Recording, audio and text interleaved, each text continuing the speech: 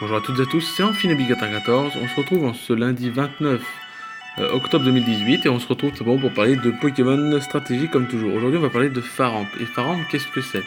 Alors, Faramp, c'est un Pokémon électrique. Donc là, cette semaine, je vous le dis direct, on part sur le Johto. Vous le savez, depuis la rentrée, hein, ça fait un mois, enfin un peu plus d'un mois.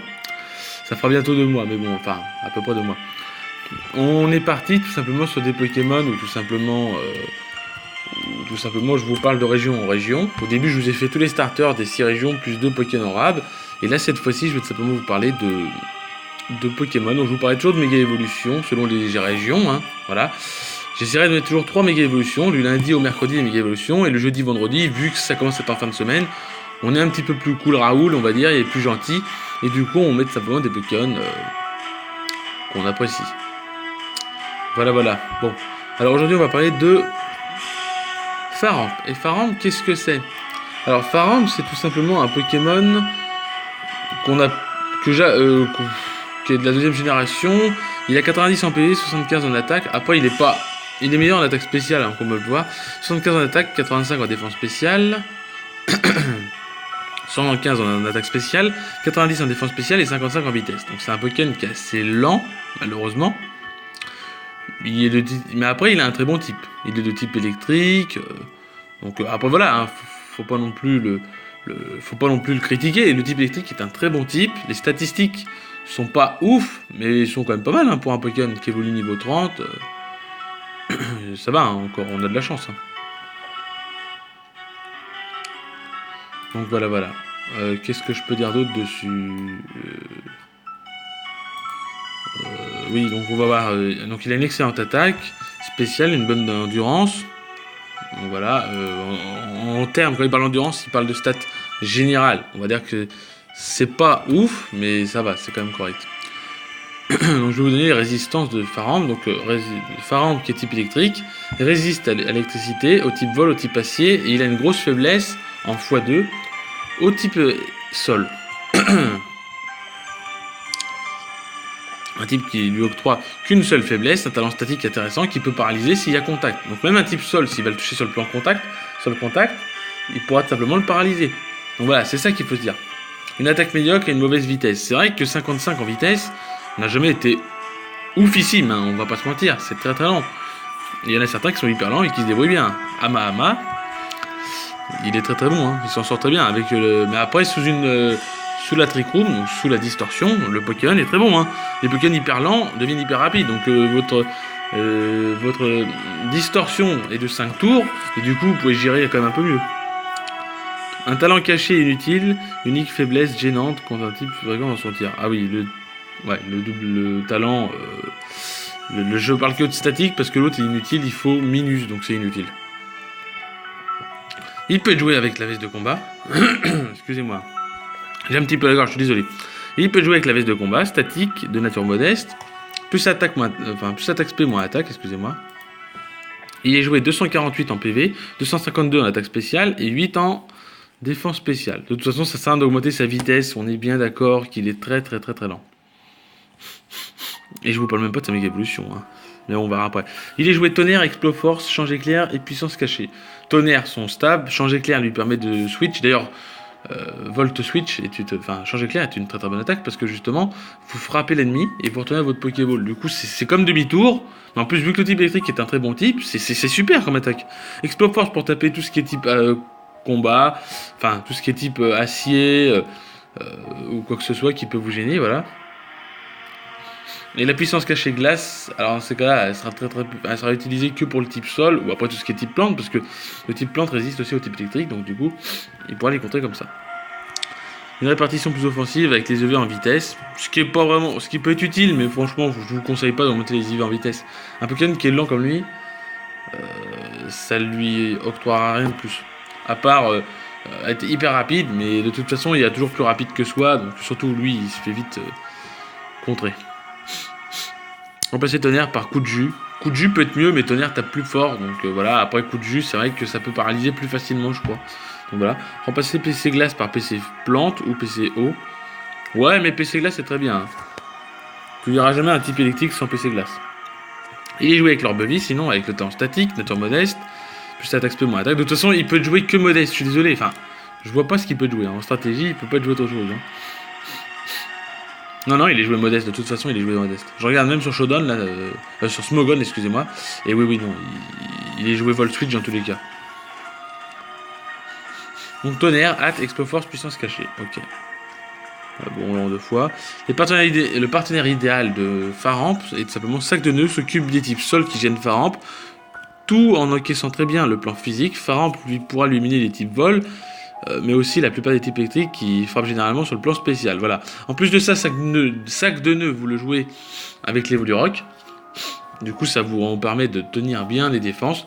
Par contre, faites attention, toxique peut être partout et un type acier peut être quand même parfois utile à ce moment-là parce que toxique est vraiment l'attaque. Bon, après, je dis pas, hein, Faramp, s'il est toxique, c'est pas dérangeant, vous allez me dire, je vais vous dire. Parce que de toute façon, il ne tapera pas sur le. Il tapera sur le plan physique, mais la brûlure est plus handicapante sur certains Pokémon. Mais sur lui, la brûlure est inutile et le toxique peut vous gêner. Mais si vous avez un Pokémon derrière qui a Glade Soin ou n'importe quoi, ou Glade Soin ou Aromathérapie, ça permet d'enlever ses problèmes de statut, du coup ça peut être bien. Sac de Nœuds, je pense qu'il peut apprendre Aromathérapie, je suis pas sûr. Et du coup ça peut aider. Ça peut aider.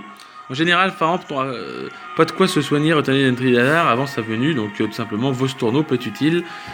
Venu sur le terrain et donc intéressant, Vostourneau peut, en plus d'assurer cette fonction, pourra faciliter son introduction en gérant les Pokémon qui posent problème à Faramp avant d'utiliser demi-tour. Faramp peut s'occuper des Pokémon électriques qui menacent Vostourneau, avec l'Evolu Rock aussi pour lui. Mysteflot profite très bien du change éclair lent de Faramp, parce que Mysteflot est hyper rapide. Si vous vous souvenez, on en avait parlé. Donc, l'autre qui est lent, l'autre qui est rapide, ils se complètent. Afin d'être amené en toute sécurité sur le terrain. En retour, il pourra se charger d'éliminer les types sol, voire certains types plantes, parce qu'il peut avoir point glace, tout ça, s'il est joué sur le plan spécial. Voilà. Mais c'est pas fini, parce qu'on va parler de Faramp, Méga Faramp. Alors, Méga Faramp, qu'est-ce que c'est ? Alors, je vais tout simplement aller voir sur Smogon. Il a 90 en PV comme il avait avant, 95 en attaque. Il avait 75 avant, donc il augmente son attaque. Il a 105 en défense, ce qui est très bien. Il a 165 en attaque spéciale, 110 en défense spéciale et 45 en vitesse. Alors, de 55, il passe à 45. Alors, Faramp est mauvais par rapport à ça. Et il est éru. Hein. Il résiste à l'électricité. Parce qu'il est dragon électrique, hein, il passe de type dragon. Il a peut-être le talent brise-moule qui permet d'annuler les talents adverses. Donc du coup, c'est quand même pas mauvais. Il résiste au type feu, au type eau, au type vol, au type plante et au type acier. Voilà, il craint le type dragon, fait sol et glace avec son double type. La meilleure attaque spéciale du tiers, de bonnes statistiques défensives et de bons PV. Un move pool suffisant, de nombreuses résistances utiles. Une vitesse abyssale, oh mince. Excusez-moi, c'est pas grave ça c'est... Excusez-moi. Une vitesse abyssale, un talent situationnel, un double type médiocre offensivement et défensivement, moyennement défensivement, ayant des faiblesses courantes au type glace, sol, dragon, ainsi que le type fée. Mais c'est vrai que le type fée est un peu oublié. Pourtant, c'est un très bon type. Hein. Le type fée reste le meilleur des types. Hein. Ça, c'est sûr. Vous allez pas... Je ne vais pas vous mentir là-dessus. Un type qui peut être gênant pour vous, c'est bien ce type-là. Parce que le type fée est vraiment très très fort et il peut passer tous les types. Hein. Alors il est joué avec la Farampite, hein, obligatoirement, donc du coup il sera assez problématique sur ce Pokémon-là parce qu'il ne pourra pas accéder à avoir des soins, quoi que ce soit. Mais vous me direz, avec une méga évolution, c'est pareil, il ne sera pas mieux non plus. Donc dans ces cas-là, mettez-lui la Farampite, ce qui lui permettra d'avoir déjà le type dragon, qui lui permettra d'avoir plus de résistance, mais aussi plus de faiblesse en contrepartie. Mais bon, quand on voit les statistiques qu'il a en méga, il est pas mauvais, hein, 95 en attaque, 105 en défense, 165 en attaque spéciale, 110 en défense, il est meilleur qu'avant. Il n'y a que sa vitesse qui baisse, c'est peut-être pour ça qu'il n'est pas très joué. 252 en attaque spéciale, 252 en SPDF et 252 en vitesse. Alors la vitesse, je ne comprends pas trop pourquoi ils la mettent. Parce que 45 en vitesse, même si tu mets 252, tu ne seras pas plus rapide. Enfin bon.